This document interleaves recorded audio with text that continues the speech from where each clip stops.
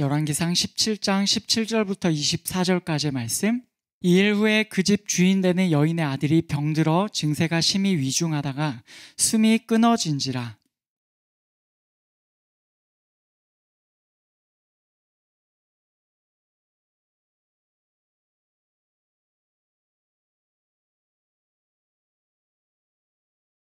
엘리야가 그에게 그의 아들을 달라 하여 그를 그 여인의 품에서 받아 안고 자기가 거처하는 다락에 올라가서 자기 침상에 누이고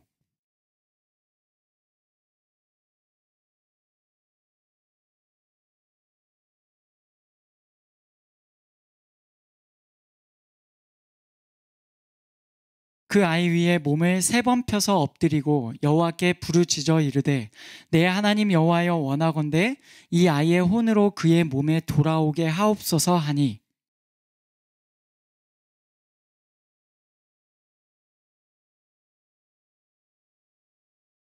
엘리야가 그 아이를 안고 다락에서 방으로 내려가서 그의 어머니에게 주며 이르되 보라 내 아들이 살아났느니라. 여인이 엘리야에게 이르되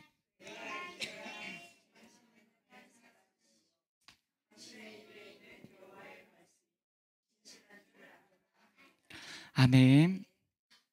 여러분, 하나님의 나라는 하나님의 왕국을 말합니다. 왕국은 이 시대 우리랑 좀 달라요. 우리는 삼권 분립의 체제에 있는 나라에 삽니다. 그래서 우리는 사실 정확한 의미에서 왕국을 우리가 경험한 적이 별로 없을 겁니다. 우리는 잘 몰라요. 그 왕국이 어떤 나라고 어떤 세계고 어떤 느낌의 어떤 나라인지를 잘 모릅니다. 그러나 분명히 성경에서는 하나님의 나라를 말할 때 하나님의 왕국이라고 표현합니다. 하나님께서 왕으로 다스리시는 나라를 말해요. 예수 믿는 우리가 언젠가 가게 될 완성된 하나님의 나라죠. 그런데 이 땅에서도 우리가 하나님께서 왕이신 하나님 나라를 살아갈 수가 있다는 것입니다. 언젠가 죽으면 갑니다. 그 나라에서 삽니다. 그런데 지금 여기서도 우리가 하나님을 왕으로 모시고 살아갈 수 있다는 거예요. 하나님의 나라를 우리가 살 수 있어요. 어떻게 살아갑니까? 예수께서 귀신을 쫓아내실 때 이미 이 땅에 하나님의 나라가 임하였다고 하셨어요. 우리는 이 땅에서 바로 그 나라를 살아갈 수가 있습니다. 더 이상 마귀의 지배를 받지 않고 거기서 벗어날 수가 있어요. 죄의 종으로 마귀의 종으로 마귀에게 붙들려가지고 마귀에게 어찌할 수 없이 우리가 그 앞에서 절절매면서 끌려가던 인생에서 이제는 벗어나서 이제는 거기로부터 나아와서 하나님의 통치를 경험하면서 살아갈 수가 있다는 거예요. 그러기 위해서 우리는 꼭 이 고백을 할 수 있어야 합니다. 하나님, 귀신은 예수님과 아무 상관이 없다고 주장합니다. 하지만 저는 예수님과 관계가 있습니다. 하나님, 저는 정말로 하나님과 깊은 관계가 있습니다. 저는 하나님의 백성입니다. 하나님, 저를 받아주십시오라고 여러분 반드시 이 고백이 있어야 합니다. 여러분 그 고백 하셨습니까? 이 시간 함께 고백해 보겠습니다. 하나님, 저는 하나님의 백성입니다. 하나님, 저는 마귀의 종이 아닙니다. 하나님, 저는 하나님의 백성입니다. 저를 기억하여 주십시오. 우리가 이렇게 고백하며 나아가야 하겠습니다. 그 하나님의 백성으로서 그러면 우리가 어떻게 하나님 나라를 살아갈 수 있느냐가 우리의 구체적인 주제입니다. 바로 그 내용을 구약 성경 열왕기상에서 나오는 엘리야 이야기로 우리가 계속해서 알고자 해요. 앞선 내용을 간단히 요약해보면 이것입니다. 우리는 이 땅에서 하나님 나라를 살아갈 수가 있습니다. 첫 번째, 하나님의 돌보심으로 삽니다. 그리 시냇가에서 엘리야가 하나님께서 기가 막힌 방법으로 돌보시는 것을 경험했어요. 여러분, 그 하나님의 돌보심으로 이 땅에서도 하나님이 나의 왕이시구나, 하나님이 나를 잊지 않으셨구나 하면서 살아가는 거예요. 두 번째로, 우리는 순종함으로 이 땅에서 하나님 나라를 삽니다. 시돈에 있는 사르밧 과부, 거기로 가라는 하나님의 말씀에 적진 한복판입니다. 시돈은 이세벨의 고향이었어요. 그런데도 갑니다. 하나님 말씀이 있었기 때문에 하나님 이렇게 가면 이렇게 되고요, 이렇게 가면 제가 이럴 거고요, 이런 핑계들 다 대지 않고 그냥 가는 거예요. 근데 순종했을 때 하나님의 역사를 봅니다. 엘리야도 봤고 사르밧 과부도 순종했을 때 하나님의 역사를 본 거예요. 여러분, 우리는 그렇게 순종함으로 이 땅에서 하나님께서 왕이신 그 나라를 살아갈 수가 있습니다. 이제 우리가 오늘 읽은 본문은 사르밧 과부 두 번째 이야기입니다. 하나님께서 돌보시는 이 일들이 있은 다음에 갑자기 문제가 생겼어요. 그 집주인 사르밧 과부의 아들이 아팠습니다. 근데 이 아픔이 점점 더 심해지더니 결국 숨이 끊어졌습니다. 죽은 거예요. 그 아들의 엄마 사르밧 과부는 얼마나 마음이 찢어졌겠어요. 자식이 어미보다 먼저 죽은 거죠. 그 과부가 엘리야에게 18절에서 이렇게 말합니다. 여인이 엘리야에게 이르되 하나님의 사람이여, 당신이 나와 더불어 무슨 상관이 있기로 내 죄를 생각나게 하고 또 내 아들을 죽게 하려고 내게 오셨나이까. 여러분, 이 말은요, 자세히 읽어보면 굉장히 가슴 아픈 말이에요. 하나님의 사람이여, 당신이 나와 더불어 무슨 상관이 있습니까? 많이 들어본 말 아닌가요? 군대 귀신이 예수님을 향하여 우리가 당신과 무슨 상관이 있나이까? 이렇게 말했었잖아요. 이 말들을 쓴 당신과 나는 아무런 관계가 없습니다 하는 말이에요. 지금 이 여자는 아들을 잃은 슬픔 앞에서 하나님의 사람인 엘리야에게 이 말을 하고 있습니다. 왜 이 말을 할까요? 어쩌면 아들이 죽은 것이 하나님의 사람 당신 때문입니다 라고 이렇게 생각하는 거 아니겠어요? 당신과 내가 무슨 관계이길래, 우리가 무슨 사이길래 굳이 우리 집에 찾아왔습니까? 당신이 만약에 우리 집에 안 왔으면 하나님께서 나를 알지도 못했습니다. 내가 지은 죄도 하나님이 알지 못했을 겁니다. 그래서 내 아들도 죽지 않았을 겁니다. 이런 얘기를 하고 있는 거예요. 아들의 죽음 앞에서 엘리야를 원망하고, 그 엘리야가 찾아왔기 때문에 하나님이 우리 집에 오신 바 되었고, 그 하나님이 내 죄를 보고는 결국에는 내 죄가 여러 가지 아들이 죽은 것 앞에서 내 죄가 여러 가지가 생각납니다. 그 내 죄를 하나님이 지금 보고 지금 이렇게 한 거 아닙니까? 이렇게 얘기를 하는 거예요. 이 원망 너머 있는 여자의 아픔이 느껴지시죠? 이 상황에서 만약 우리가 엘리야라면 여러분 무엇을 하겠습니까? 여러분 뭐 어떻게 해야 돼요? 하나님의 사람으로 갔습니다. 하나님께서 가라고 하셔서 갔어요. 근데 그 집에 좋은 일이 있었으면 좋겠는데 그 집에 환란이 생깁니다. 그러면 하나님의 사람으로서 어떤 마음이 드시겠어요? 그리고 여자가 하나님의 사람이 왜 우리 집에 와서 이렇게 됐냐고 얘기를 하는 거예요. 그러면 여러분 어떤 생각 드시겠습니까? 엘리야는 그 여자에게 죽은 아들을 달라고 해요. 그리고 데리고 자기가 거하는 다락방에 올라갑니다. 거기에 자기 침상에 그 아들을 눕힙니다. 그리고는 엘리야가 하나님께 부르짖어요. 부르짖는다는 히브리어 표현 자체가 소리를 크게 지른다는 말이에요. 감사하게도 우리말 표현 부르짖다 역시도 그 의미가 담겨 있습니다. 뭔가 소리를 내서 간절하게 하나님께 외치는 겁니다. 20절을 보시면 여호와께 부르짖어 이르되 내 하나님 여호와여, 주께서 또 내가 우거하는 집 과부에게 재앙을 내리사 그 아들이 죽게 하셨나이까 하고, 약간 하나님께 따지는 말투죠. 내 하나님 여호와시여, 어쩌자고 저 과부에게 또 재앙을 내리셨습니까? 남편을 죽게 하신 걸로 모자라 이번에는 아들까지 데려가셨습니까? 이렇게 고백하고는 눕혀있는 그 아이 위에 몸을 3번 펴서 엎드립니다. 사실 이 행동은 이스라엘 백성으로서는 도무지 해서는 안 될 행동입니다. 하나님의 율법에는 시체와 접촉하는 것을 엄격하게 금해요. 왜요? 시체의 부정결함이 옮아서 접촉하는 자 역시 부정결하게 되기 때문입니다. 그런데도 하나님의 사람 엘리야는 그 죽은 아이의 몸에 닿는 것을 겁내지 않는 것 같습니다. 오히려 3번씩이나 자기 몸을 의도적으로 가져다 댑니다. 그리고는 또 부르짖어요. 21절에 그 아이 위에 몸을 3번 펴서 엎드리고 여호와께 부르짖어 이르되 내 하나님 여호와여 원하건대 이 아이의 혼으로 그의 몸에 돌아오게 하옵소서 하니. 아멘. 이번에는 따지는 듯한 말투는 아닙니다. 그런데 하나님께 간절히 부탁하는, 정말 간절히 부탁하는 말투예요. 내 하나님 여호와시여 이 아이의 혼이 그의 몸에 돌아오게 해주시기를 원합니다.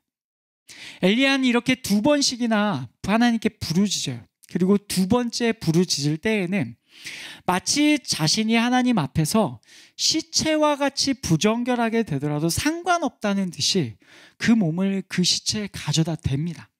여러분, 마치 이런 느낌이지 않습니까? 하나님, 죽은 이 아이를 만져서 저도 이 아이처럼 부정결해졌습니다.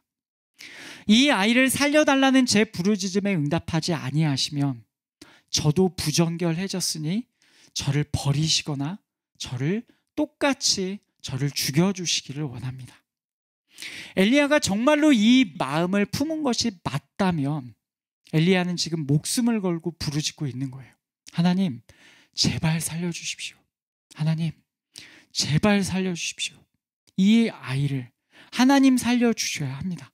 이 여자는 지금 저를 하나님의 사람으로 알고 있고 지금 이 일을 하나님과 연결지어서 생각하고 있습니다. 하나님 살려주셔야 합니다. 라고 자기 몸을 던져서 지금 고백하고 있는 거예요. 엘리야가 이렇게 간절하게 기도하고 있는데 어떻게 되었을까요? 22절 우리 한 목소리로 읽겠습니다.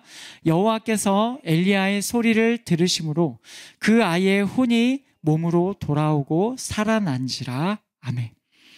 하나님께서 엘리야의 부르짖는 소리를 들어주셨습니다.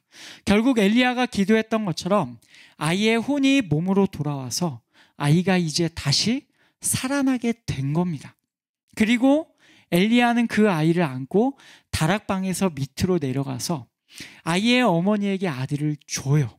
그때 그 여자가 엘리야에게 이렇게 말합니다. 24절 여인이 엘리야에게 이르되 내가 이제야 당신은 하나님의 사람이시오 당신의 입에 있는 여호와의 말씀이 진실한 줄 아노라 하니라. 아멘. 여자의 말을 보면 아들을 살려낸 이 사건을 통해서야 엘리야가 이제야 하나님의 사람인 것을 내가 알겠습니다 라는 고백을 합니다. 이제서야 엘리야의 입에서 나오는 하나님의 말씀이 진실한 줄 안다고 해요. 여러분, 이것이 오늘 본문의 내용이에요. 사르밧 과부의 아들이 죽었고 과부가 엘리야를 원망했고 엘리야가 부르짖었고 아이가 다시 살아났습니다.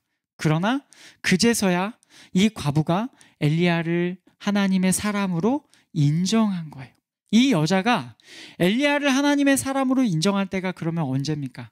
아들이 다시 살아나고 나서부터예요. 이 말씀, 이게 오늘의 내용이에요. 이 여자가 처음에 엘리야를 하나님의 사람이라고 처음에 불렀습니다. 아이가 죽었을 때도 그 여자가 하나님의 사람이여 라고 불렀죠. 그렇다면 이 여자가 처음에는 엘리야를 진짜로 하나님의 사람으로 믿지는 않았던 겁니다.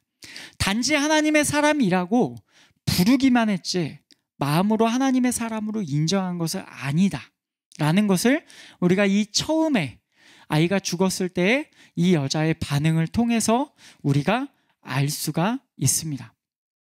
엘리야를 통해서 가루와 기름이 떨어지지 않는 놀라운 역사를 날마다 계속 경험하고 있었어요. 그런데도 이 과부는 엘리야를 하나님의 사람으로 인정하고 있지는 않았습니다. 진짜로 마음에서 우러나와서 하나님의 사람이라고 인정한 게 아니라는 말이에요. 이 일을 경험하면서도요.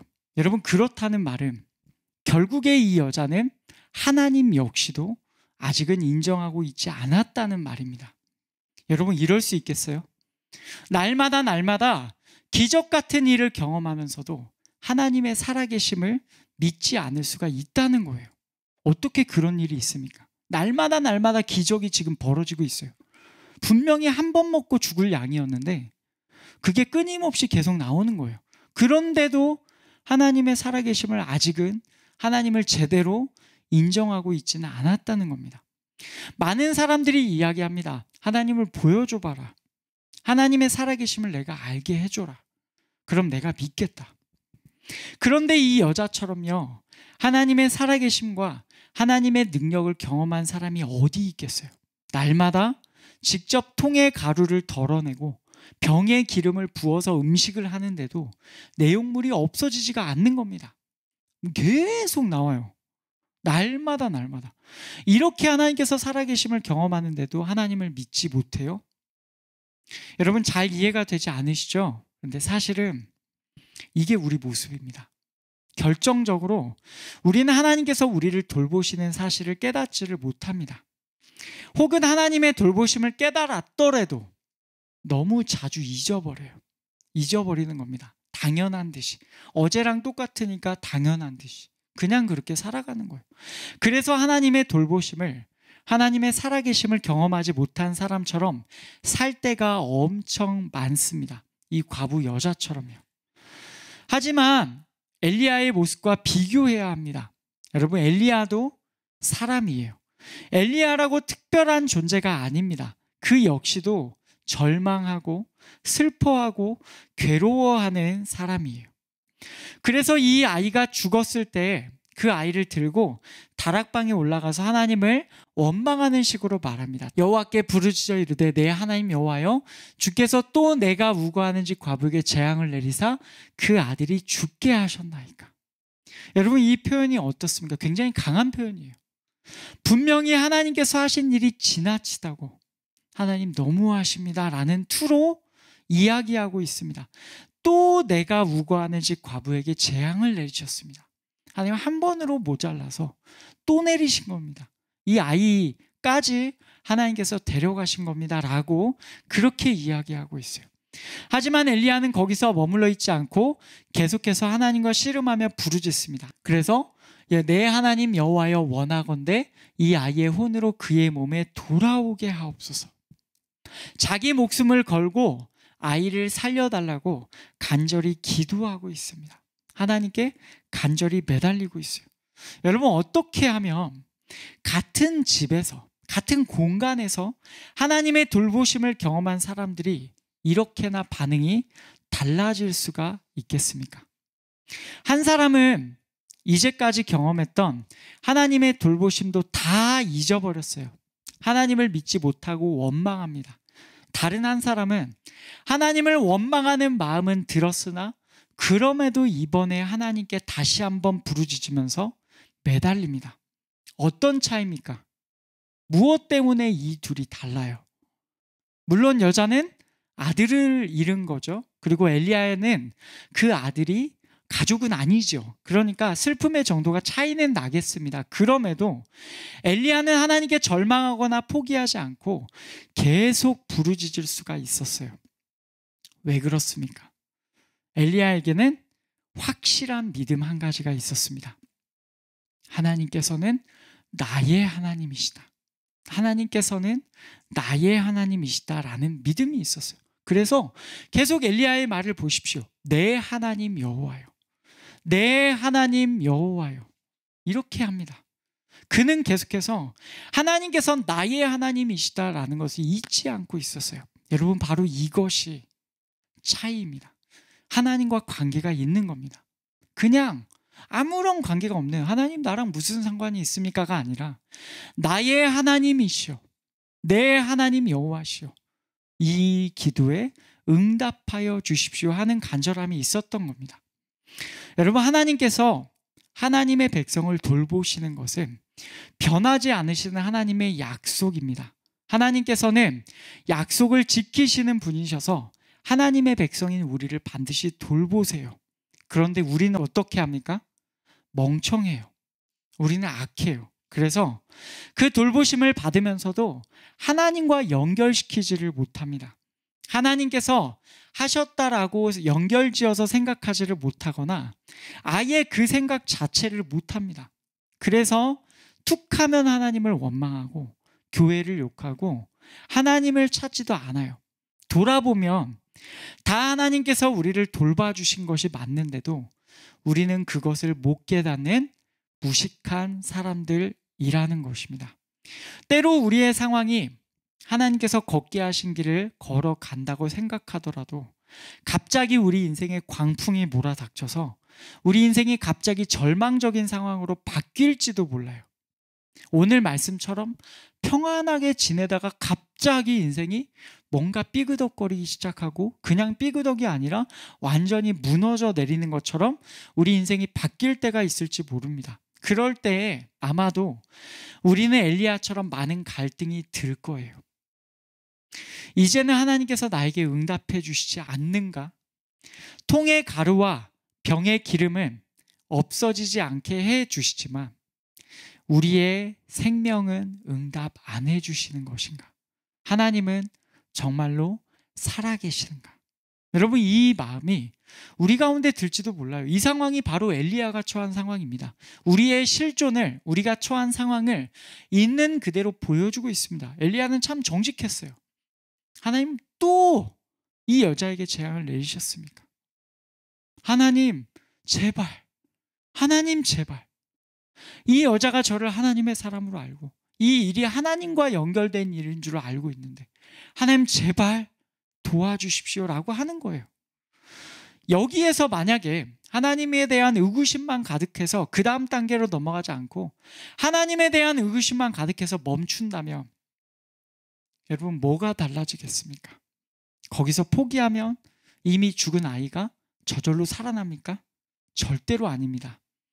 그때 우리가 구해야 할 것은 엘리야와 같은 확실한 믿음입니다. 내 하나님 여호와시오. 여러분, 저는 이 믿음이 정말로 필요하다고 생각합니다.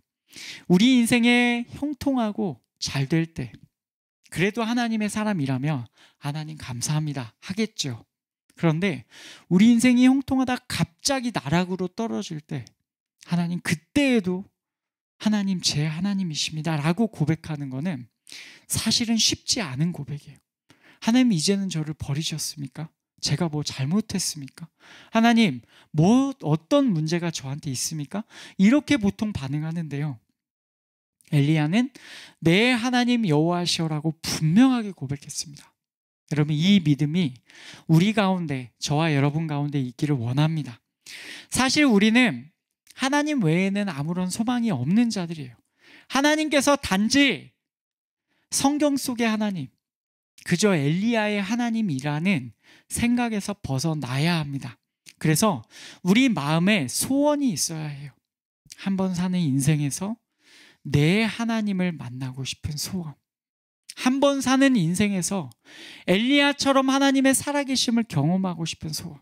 하나님, 성경 속의 하나님이, 엘리야의 하나님이 저의 하나님이 되어 주십시오. 하나님, 저 좀 진짜로 만나 주십시오. 이런 마음이 들어야 해요.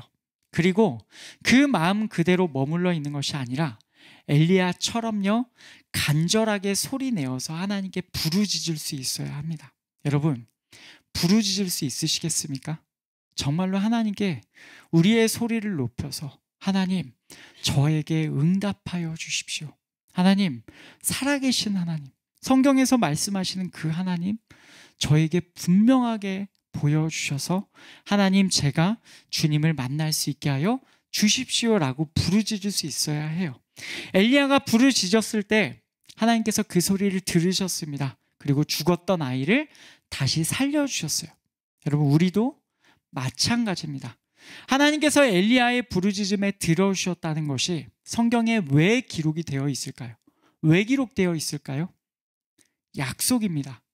우리가 부르짖을 때에도 하나님께서 엘리야에게 하셨던 것처럼 들어주신다는 약속을 주신 거예요. 이 약속을 우리에게 왜 주셨습니까? 우리가 하나님의 백성이기 때문에 그렇습니다. 우리 역시 하나님을 저의 하나님 여호와시오, 제 하나님, 나의 하나님이라고 부를 수 있기 때문에 그 약속을 주신 거예요. 우리가 하나님께서 선택하신 백성이기 때문에 우리가 부르짖을 때 하나님이 응답해 주신다고 보여주신 겁니다. 이렇게 하나님께서 분명하게 보여주시는데도 우리가 부르짖지 못한다면 여러분, 우리는 정말로 어떻게 할 방법이 없는 것이죠. 우리는 하나님께 부르짖음으로 삽니다.